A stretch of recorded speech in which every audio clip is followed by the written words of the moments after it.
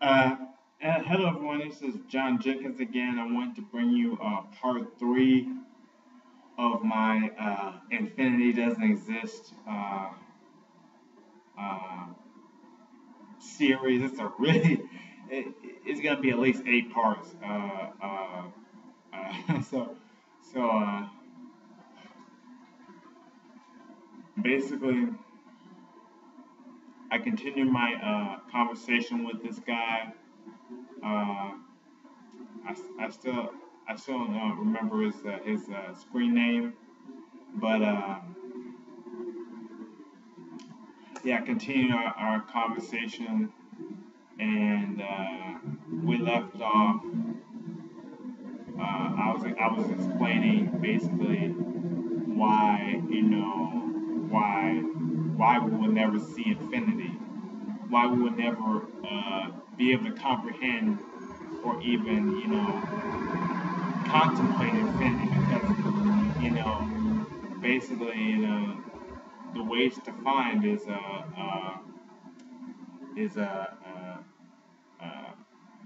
uh, it's impossible to define. And let me look up the definition of infinity. Uh,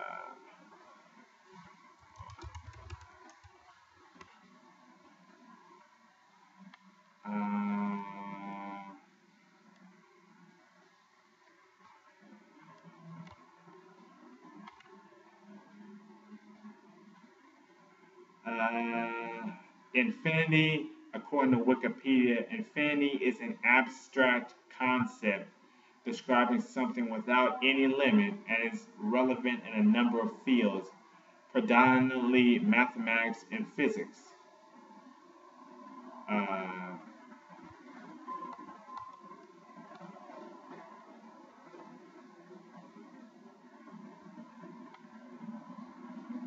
um,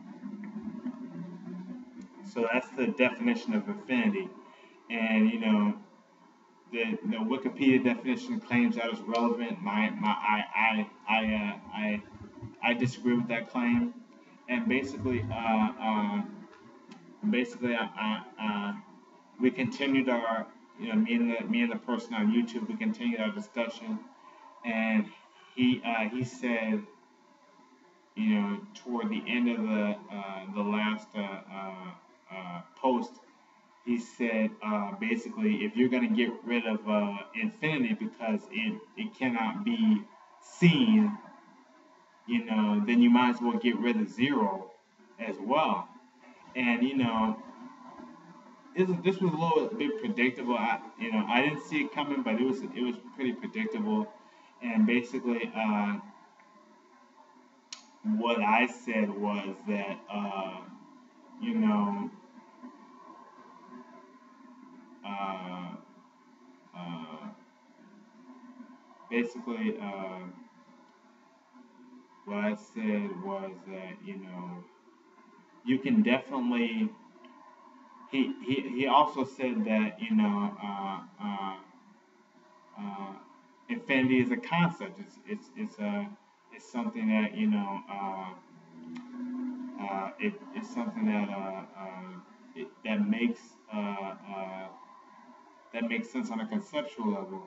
And I started off by saying I could definitely see infinity as a concept, but it can't be used to solve problems because it can't be defined.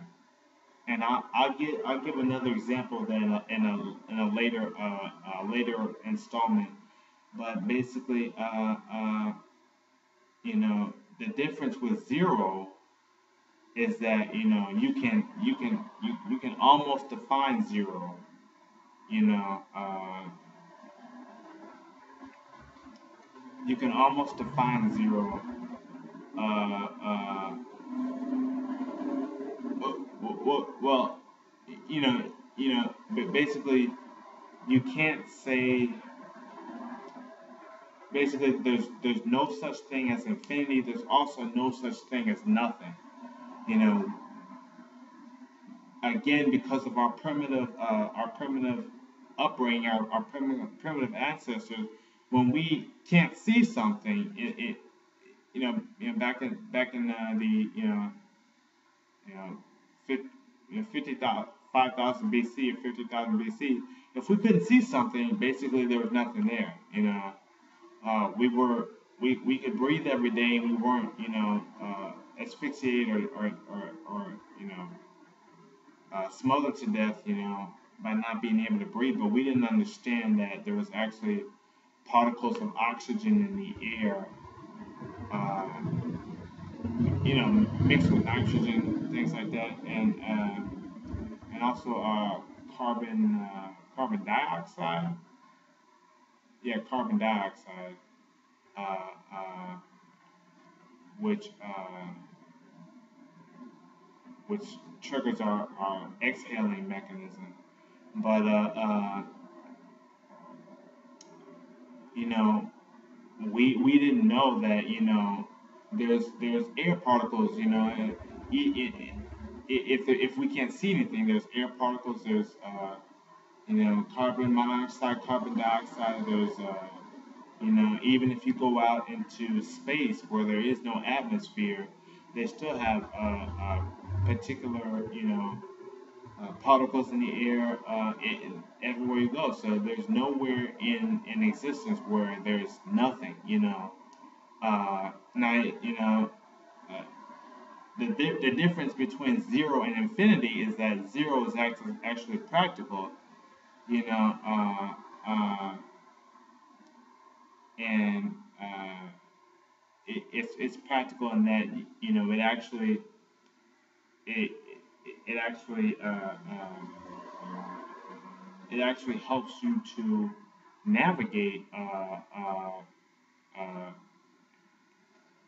society. Uh, Infinity is not going to help you navigate society because you'll never encounter anything that's infinite. I mean, you can sort of you can say ignorance is bliss and say that well, if it's been happening since I was born and it happens until the day I die, then it's I might as well call it infinite. You can be lazy like that, but you won't have the right answer, and generationally it doesn't work. Generationally it's insufficient. It's incorrect. But that was the end of that was the end of that discussion. Um, so we went to the next day, um, the next morning, and basically he tries to use reverse psychology on me again, and and he says, well, you say that infinity can't be used to solve problems, but in your own example, he told me that in my own example, uh, I used infinity to solve a problem, therefore it's practical. And and basically what I said was that the only reason I use infinity to solve that problem, the only reason I come up with problems that involve infinity, is to prove that infinity cannot be used to come up with the right answer. Yeah, uh, because it can't be defined. You can't use something that you can't even determine what it is or where it is. Uh, you can't use that to define as a basis for your argument. That's a fallacy. Uh, uh, uh, and and he said, he went back to his argument about concepts. Concepts don't have to be 100% practical. Concepts don't have to be 100%. They don't have to make 100% logical sense. Because infinity is just a concept. So basically, and basically, he said conceptually you can reach infinity because he's assuming that concepts are more have longer longevity. He, he's assuming that concepts have longer longevity than physical products. And you know,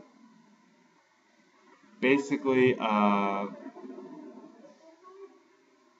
came back with the same argument I made last 2 days prior. I said, concepts are more limited than physical world. We still have the Bible today, and what basically we have the King James version,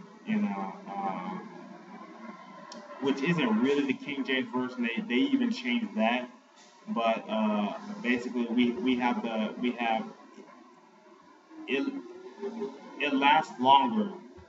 It lasts thousands of years, longer than a pure concept.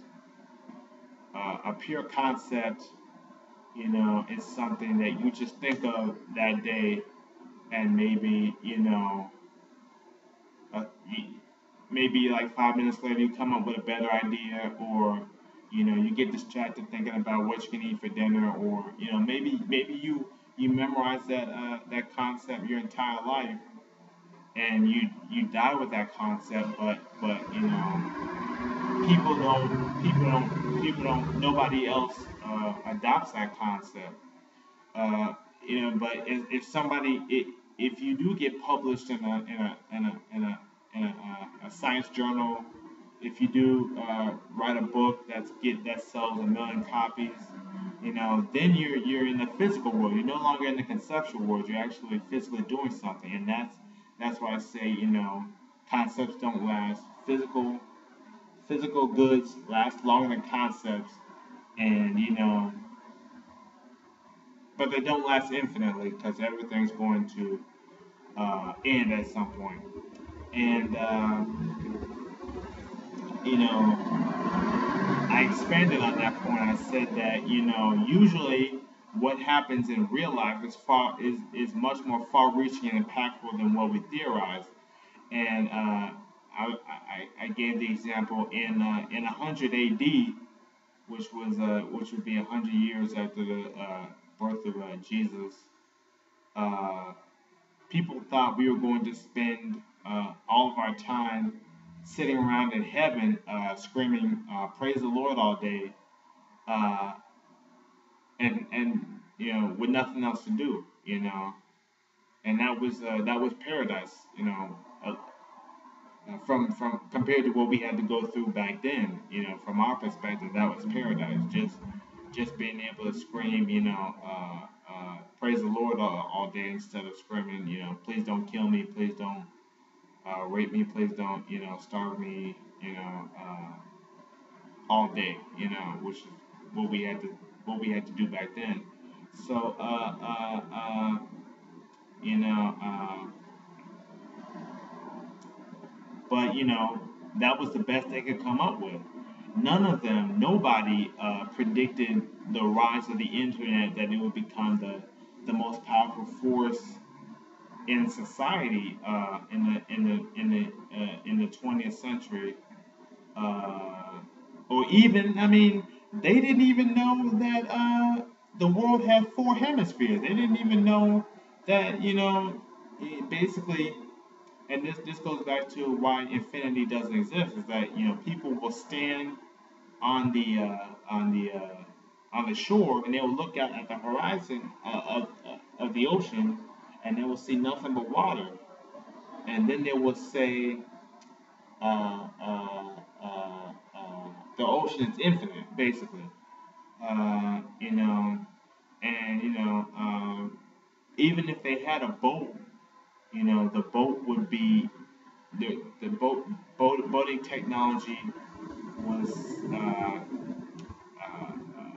primitive, and they could not build a boat that could actually explore long enough to discover that the world had four hemispheres. Uh, you know, so what happens in real life, that actually real physical goods, uh, uh, actual the actual practical history of humanity is more impactful than than than concepts, more powerful than concepts. You know the you know uh, the the concept of Christianity, the concept of salvation, it sort of helps. I mean, if you have that sort of mindset where you need somebody to, you need somebody to threaten to kill you and torture you in order for you to do the right thing. But assuming that you're past that point, uh, uh, uh, you know, uh, uh, what's more what's more impactful is what knowing the actual history of life. Knowing the actual trajectory so that you know what to do next. Knowing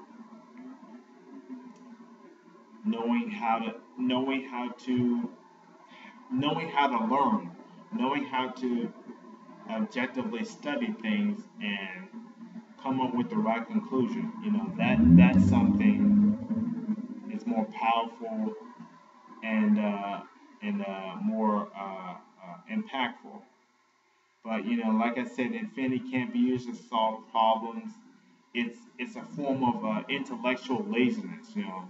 Uh, uh, no one can tell you what infinity is because there's no way of knowing. You know, uh, they can give you a sort of halfway answer that sort of, sort of makes them look smart, but they can't actually tell you what it really is because they've never seen it, they've never been able to study it, they don't know where it is, what it's doing, how it works, any of that. Uh, and we don't even know the rate at which infinity increases. Does it increase at the speed of a bullet, at the speed of a car, at the speed of electrons, at the speed of chemical processes? We don't have any idea, or the speed of the fastest microprocessor in the world. We don't understand. Or does it even increase at all? Does it already have everything and therefore it doesn't need to increase at all? You know, we don't know. We can't answer those questions.